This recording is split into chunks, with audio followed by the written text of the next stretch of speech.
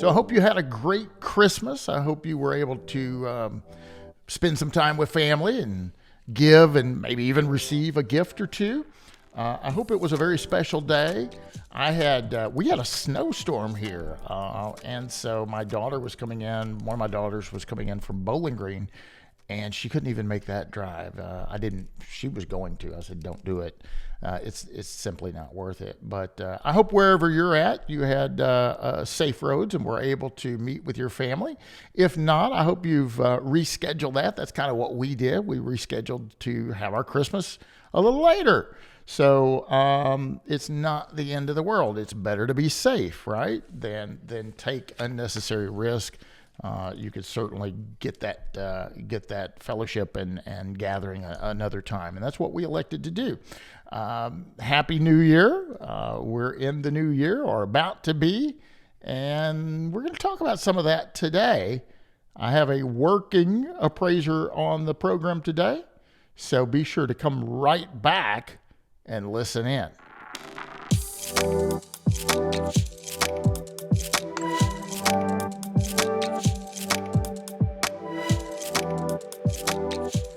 Hi, this is Bryan Reynolds. You're listening to the Appraisal Update Podcast, brought to you by the great folks over at Appraiser eLearning. I hope you're doing well. I hope you're staying safe. And I hope you're ready for the new year, because it's here, or it's about to be here as of this recording. It's probably here while you're listening to the recording. But anyway, we're in the new year, and some of us are like, thank God, thank goodness 2022 is behind us. It started out strong, and then about midway, it ran out of gas. And we as practicing appraisers have felt the brunt of that. So I'm happy to bring on my very good friend, Mr. Scott Cullen. Welcome, Scott. How are you doing? I am fine, thank you. Thanks for having me. You sound great. Man, you sound like you have a radio voice now. I got a new microphone a while back. Okay. Well, that helps. But no, you sound great. You look good. How's life treating you, my friend?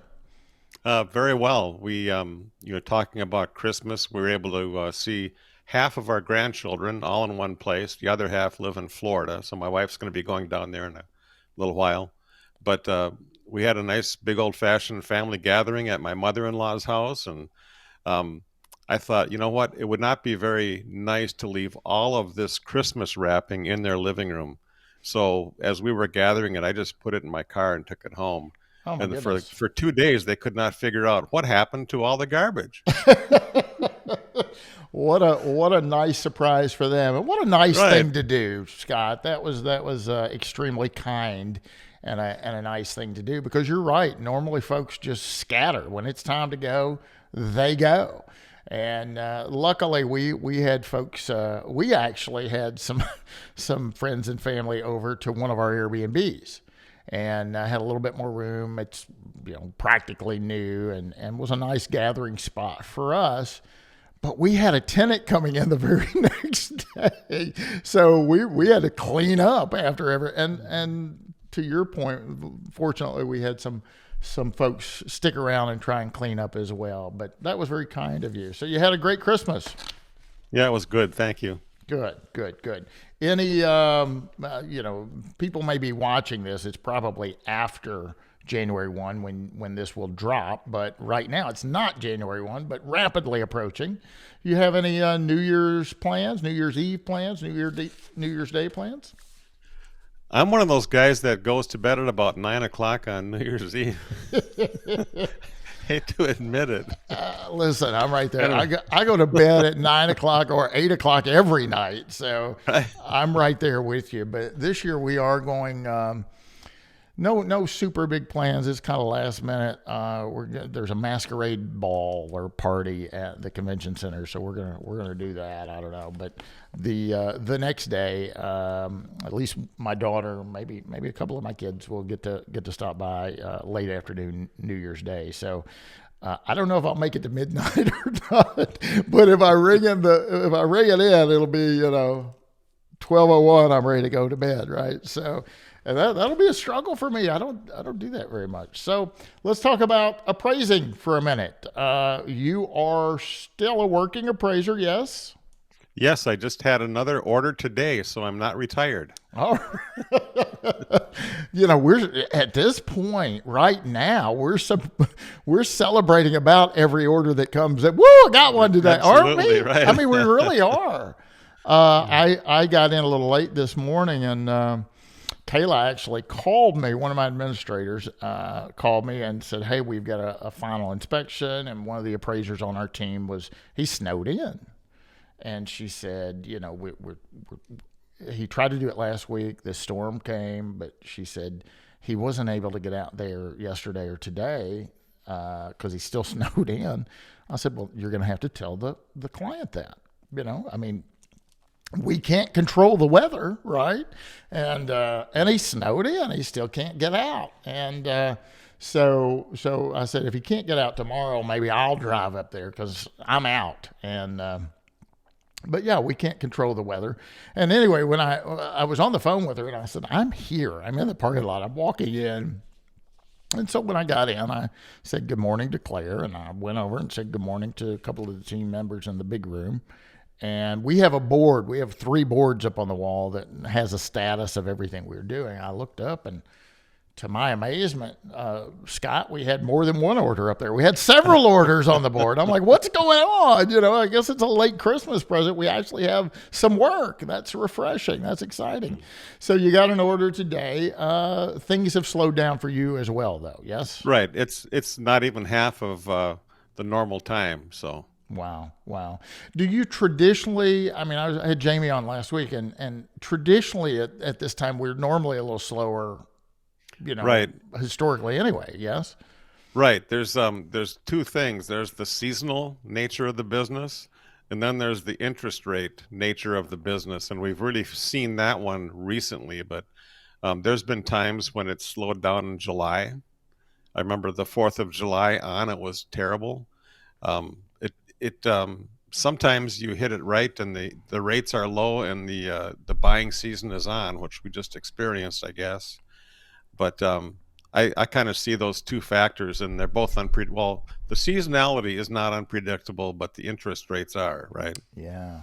I mean, we're certainly in a completely different environment than we were last year, and it's a consequence of the interest rate. It's just that simple, right? But we've enjoyed these, I'm going to say, artificially low rates for a while now. Listen, I'm like everybody else. I want 3% too. I want 3% when I borrow, but gosh, when I invest, I'd like more than 0.5% or 1% if you even get that on your money and like a savings account, which you don't. So, I talked to a banker the other day, and he said, it's about time these rates went up. They needed to go up, and I don't know if that's true or not, but they're here. What are your so? I'm going to let you just carry the conversation for a minute. I'm going to shut up, which is really hard for me to do. But a few things I want to know from you as a working, practicing appraiser, right?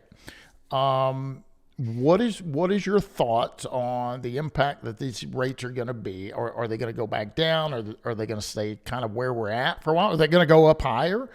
And if so, what's your prediction with work? Do you think the market will settle into these rates at some point in time and say, well, I still need a house. I'm going to buy a house, and maybe I just got to buy a little bit cheaper house, right? I don't qualify for as much as I did with the rates being 3%. But I still need a house. I need a place to live, or we need to refinance and consolidate, or maybe get a home equity loan. Do you think people will settle in and then the business will return a little bit? And if so, what kind of time frame are we talking about? What's your predictions as someone that's been in this game more than a year or two? Because as I talked to Jamie, some of my listeners, some of my appraiser friends, ever since they've been appraising, businesses have just been gangbusters. They've never experienced a slowdown like this in their entire career. So what do you say to those folks, and what are your thoughts moving forward in the residential appraisal space? Well, many years ago, probably going back 20 years, I was training with. I had a couple of different people that helped me get my hours, but one of them made a comment once that kind of surprised me. He said, "What we need is a good old-fashioned recession." And I thought, what? Why would we need a recession? And he said, well, yeah, that's when the interest rates drop. So if the if this current economic climate does transition into a recession, the Fed's going to have to respond and lower rates. So they'll be, I don't know about 3% again, but they'll be lower than what they are now. So I think we are going to be as cyclical as the economy as a whole. And I think it's about a 12 or 14-year cycle between recessions. And I think we're probably going to enter one now. That's my guess. But again, if I could predict interest rates, I could be making a lot of money by speculating on that, I guess, in the market. Yeah, no question. So do you think that's where we're headed? I mean, is that your prediction that we are going to have a recession? You know, I would think we're probably due for one. We've avoided it recently in the past, several years by we're afraid we're going to have a recession, so let's lower interest rates, right? So they lowered the interest rates. The Fed lowered the rates to keep the economy healthy. But then we had this the effects of COVID really crimped down on supply. So all of a sudden, kind of at an unanticipated level. So we had lower supply in general of consumer goods and so on, and higher supply of money, and that's what happened with the skyrocketing inflation. So they really didn't have a choice but to put the brakes on quite a bit. So I think that's going to continue into the first quarter. I would say is going to be kind of like the fourth quarter, my guess. And I've heard agents say that, yeah, I think spring's going to be really good, but they're the eternal optimists, right? Yeah. So probably rocky road at least for the first quarter, and then we'll see. We'll reevaluate, right? We'll see what happens. I would think so. Yes. So, do you think that means that we have a housing crisis? If we go into a recession, the Fed lowers the rate.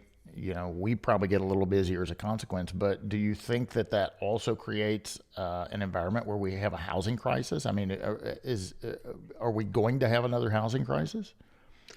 You mean as far as houses being built? Well, that's a supply issue. I mean, we certainly have a limited supply. But I will say, to your point on that, the biggest local builder here has laid off a tremendous amount of their workforce. There's no question about that. So we've had a supply issue. The builders hadn't kept up with the demand. What I found interesting was an economist told me recently that the millennials have surpassed the baby boomers as the largest group on the planet, right? The baby boomers are not the largest generation. The millennials are, and the millennials are buying houses or want to buy houses at this point. So we've got very strong demand, and that's why I personally think it's going to be different. We're not going to be in another 08, 09, 10 because the big difference is the strong desired demand that we have right now for housing. So I think we're okay there. I think it's regional also. If you talk to our friend Barry Phillips down in South Carolina, where there's a huge demand, there's a lot of growth, a lot of houses being built. They don't even see a downturn. Oh, wow. As far as, the market is still increasing for them, I think. But in Minnesota, we just saw in the news that our population is forecast to grow at a very, very small rate. We're not going to be shrinking right away, but I think we're going to have fewer and fewer people in the housing market because our population is not growing. People decide, you know what, if I'm going to move, I think I'll move to South Carolina where the economy is booming, right? Right. And the weather's nicer. Well, I know Nashville is a hot, Tennessee in general. A lot of folks have been gravitating there. I mean, Nashville's exploding. Clarksville, Tennessee is exploding. But that doesn't change the fact that we as appraisers, I run an office there, right? I've got 3 certified appraisers in that market. and 3 trainee. I mean, there's 10 of us in the valuation department, and we've seen a slowdown there. You know, Right. one of my boards in the other room's dedicated to Tennessee, and it's, man, there hadn't been much on it lately. So Right. even a very strong market like that has taken a hit. You talked about before we go any further, let's hit a pause button. You know, I introduced you as my buddy and as a working, practicing appraiser, but there's more to Scott Cullen than that. Tell my listeners, in case someone doesn't know, who you are and what it is you do, because you do more than just appraise, right? So share with my viewers or listeners, whatever the case may be, who is Scott Cullen? Well, for the past 6 years, my partner and I have built Solomon into a user base of about 800 appraisers now, which is kind of surprising to us. Congrats. I'd always like to see it bigger, but we grew 38% last year, and the first year of the first month of the big slowdown that I felt in the appraisal business, Solomon was very strong, and I think it's because appraisers they've heard about it, and they want to give it a try now that they've got some time, right? They want to kind of sharpen the saw and be ready for the next good appraisal market. So that's one thing, Solomon. And then more recently, our mutual friend Ben Maxwell wanted a class based on people, I guess, contacting him about Excel, how to use Excel as an appraiser. So Tim Anderson and I are going to be doing a class January 11th. And the first thing we're going to do is the overriding idea is to teach Excel, but to teach it in a real relevant way, like what's relevant right now, how to do time adjustments, time series adjustments. Mm-hmm. So we've got a little bit of a new wrinkle on that, an automated way to do that using something called an Excel template. That's kind of an instant refresh, so you can look at a market several different ways very quickly. So that's coming up, and then we've got a couple more sessions planned, but toward the end it's going to get really interesting with Dr. Rick Mayberry, who's he's a genius, and he'll be talking about using Excel to do things like stay out of trouble with bias, like how to use Excel to show in your work file the method you use to choose your comparables. Oh, wow. So it's kind of groundbreaking stuff, I think. So let's reiterate that for my listeners, right? So it's January the 11th. Now, it's important for my listeners to understand this is a non-CE course, right? You're not going to get CE Right. credit for it. But guys, you're going to get the knowledge, and do you get a template with this as well? This is something Right. they The can idea use? is, right, we will email them a template with instructions the Okay. day before. So not only And do they get the information during the webinar, at the end of that, you're going to email them an Excel template that they can use in their day-to-day practice. Is that what I'm hearing? right. Great. Yep. The first part of the webinar will be showing them how to use the template that they already received the day before. Okay. And so then they'll be able to get up to speed instantly on using Excel. And then the second half of the class of that session will be about how to build the template. So they will actually learn Excel and learn what's going on that template. And they'll be able to customize the charts that are shown to the way that they like them. But Great. the template itself is it's like a semi-automatic, I would say. You have to put in the right data from MLS, but after that, it just fills up the template with charts and adjustment rates, and if you type in properties and the dates that they closed, it'll put in the adjustment.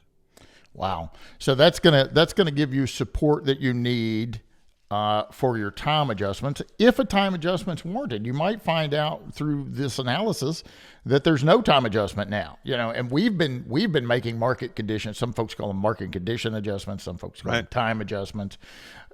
Just so the listeners understand, because we have a big audience here. It's not just appraisers. We have real estate agents, we have consumers, we have regulators, we have a whole host of folks that listen in. So let's define what that is. And Scott, I'll let you put that in your words, and I might give my opinion as well.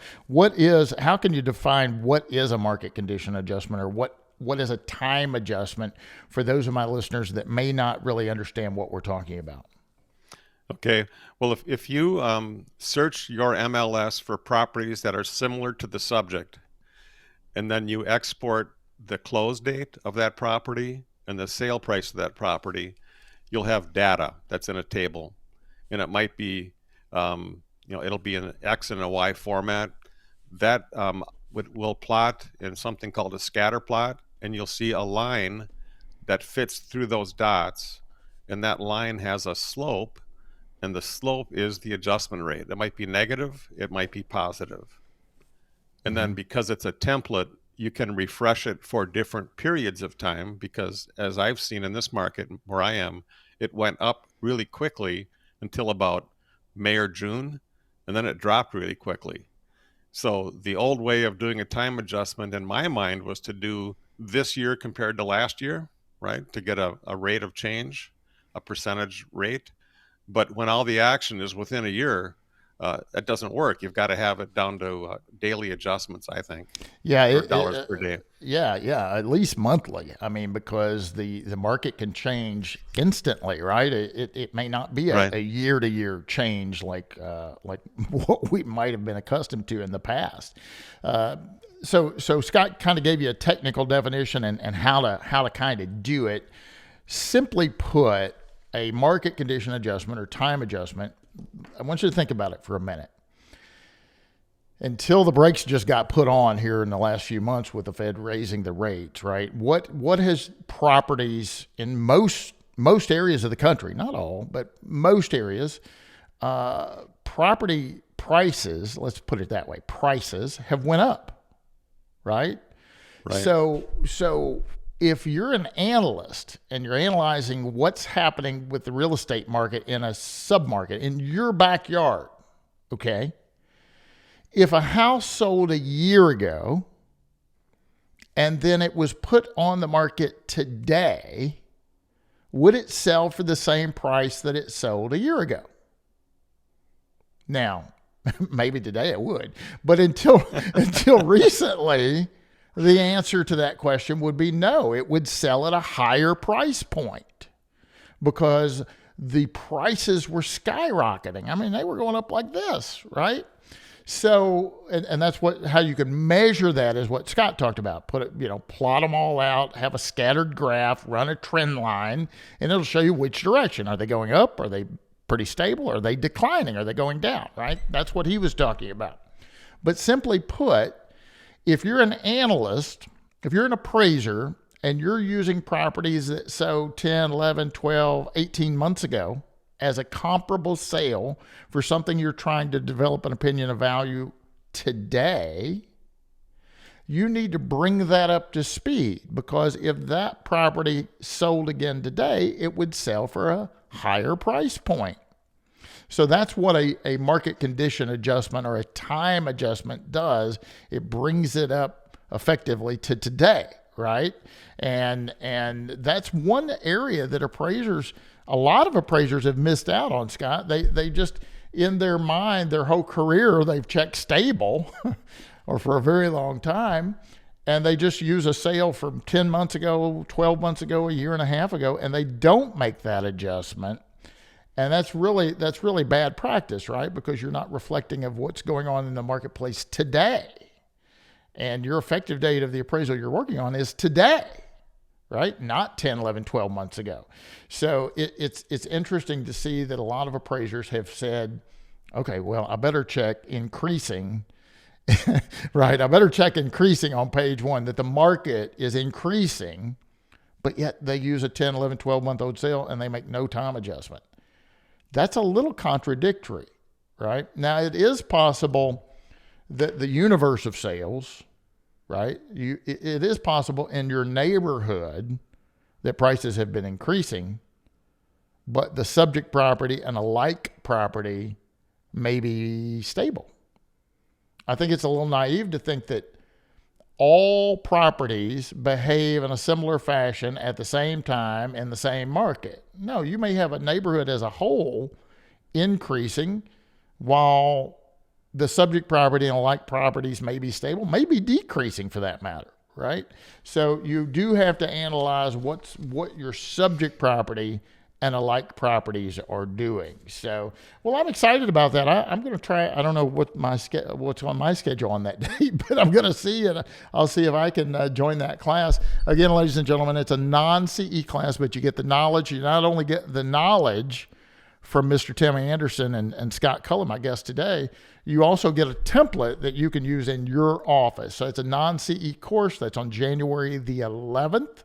It's at 10 a.m. Is that Central Time, Scott? Right, Central Time, 10 to 11:30. 10 to 11:30, and it's $49.95. So it's a bargain of a price just for the template or just for the information. It's worth that. Go ahead, Scott. Well, the class will also be recorded and sold later, and you will be able to get the same template even if you can't be with us on the 11th. Oh, okay, great. So if they can't be there live, they can be there via an ongoing recorded version, right, and still get the template to work with in their own office. Well, that's exciting. That's very exciting. So to circle back to Solomon for a moment, you talked a little bit about Solomon. Let's talk about that a little bit more. For my listeners, if there's somebody on the planet that's never heard of Solomon, in a summary manner, explain to them what Solomon is, what it does, and really why they should be interested in at least checking that out. Thank you. Yes, Solomon licenses cost data from National Building Cost, and then we present that data in a series of calculators that allow you to extract effective age and remaining economic life from a market, depreciation percentage, and so on. And it also enables you to make depreciated cost adjustments to the categories in your grid that are related to cost, such as GLA, bath count, garage stalls, and so on. Once you have those adjustments made, now you have unadjusted categories up at the top of the grid for things like condition or view or age, lot size.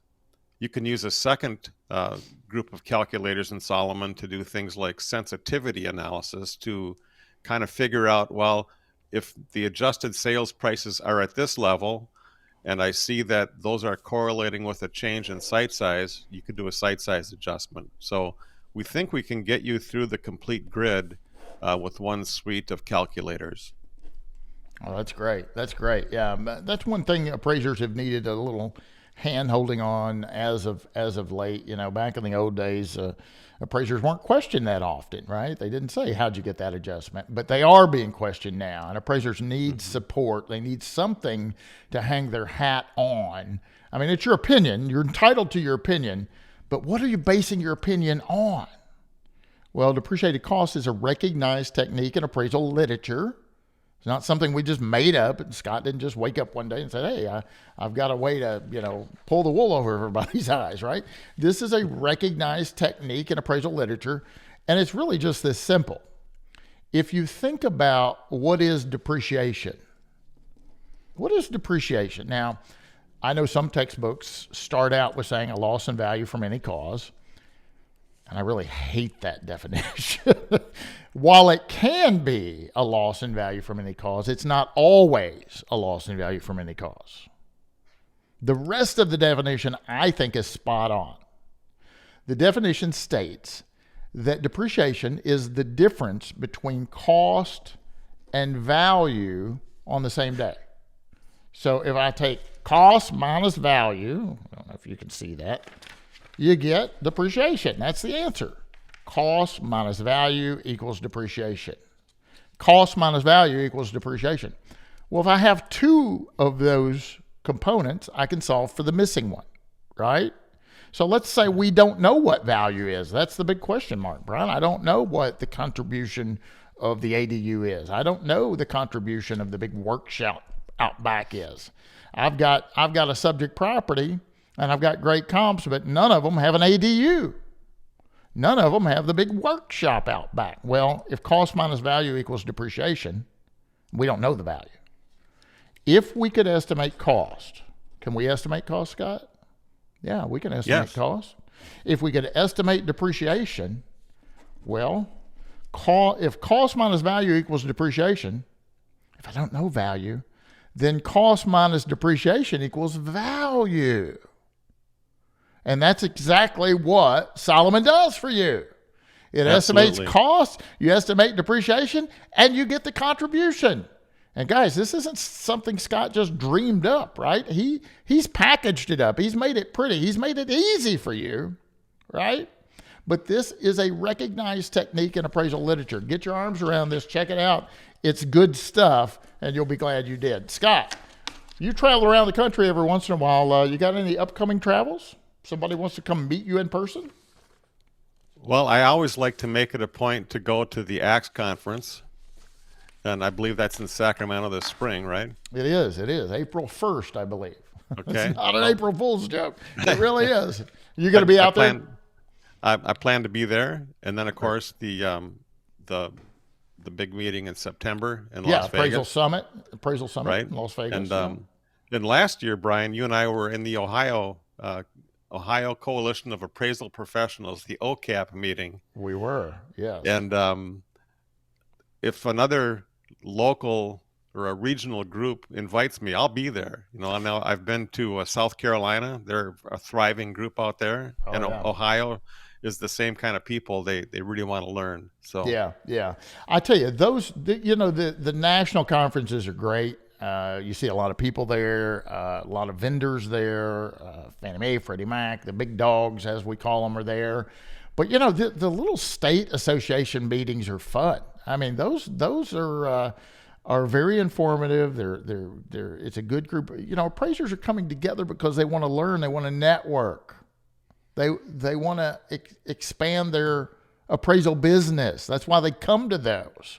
And so it's great to meet the folks in those local communities, in those local areas.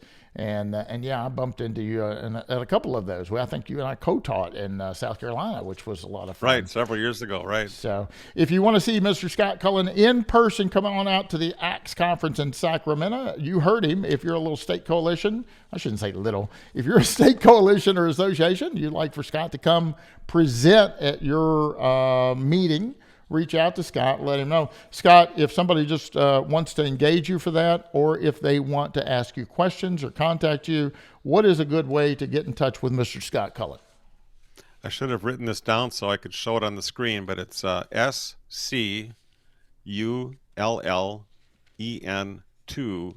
at Comcast.net. Cullen 2, the number 2. Right. At Comcast.net. Easy and enough. It's all over the website. SolomonAppraisal.com has my name in there several times. There's one little place where you can send me an email. I just got done this morning with a gentleman down in Florida who he had taken the free trial with Solomon, and he wanted to go over a few things. So I'm happy to sit down with people for an hour on YouTube or on Zoom, and we'll straighten things out and make sure everybody understands what's going on. Scott, thank you very much for your time and for being here. Ladies and gentlemen, Scott Cullen, he's a great guy. He's a great resource. He will help you be a better appraiser. Reach out to Scott Cullen as soon as you can, and he'll take very, very good care of you. One last question, Scott, before I let you go. You have any New Year's resolutions? I don't. I haven't done New Year's resolutions for a long time, but and again, we're recording this back just before New Year's, right? Yeah, right. My daughter and her husband wanted to sit down and talk with us tomorrow. They're coming over, and we think it might be another grandchild. We're not sure. So that would be that's my New Year's excitement, if that's what that is. Another grandkid. Oh, that's great. That's great. Well, congratulations. I hope you get great news. That'll be number 9. Oh my goodness. Oh my goodness. That's great. That's great. How many kids you got? Well, there's 7. Oh, wow. Okay. It was a typical Brady bunch. I had 3. My wife had 2. We got married. We had 2 more. So there's 7. Wow. And the 2 younger ones are high school and college, and the older ones are all married. They all have houses now and husbands, and they're working on their families. Wow. So you could theoretically have 20 grandchildren before it's all over. I would yeah. Well, if 7 people had 7 each, that'd be 49. Oh my gosh. That's an army. Well, congratulations and thanks again for being here, Scott. I appreciate it. Thank you, Bryan. Ladies and gentlemen, you've been listening to and watching possibly the Appraisal Update podcast, brought to you as always by the very great folks over at Appraiser eLearning. Check out Solomon. You'll love it. I promise you, we use it. Check out the webinar on January the 11th. For more information on that, go to appraiserelearning.com. Check out our other courses. Listen, now might be the time to further your education. I know it's scary out there, I know, but listen, instead of just sitting around being depressed, expand your knowledge base, learn new things, find ways that benefit you as an appraiser and a business owner. And then when this work starts rolling back in, you'll be glad you had a little bit of a breather and also that you expanded that knowledge base. Until next time, I'm your host, Bryan Reynolds, for Scott Cullen. Stay safe, be happy, and happy appraising. The Appraisal Update podcast is brought to you by Appraiser eLearning.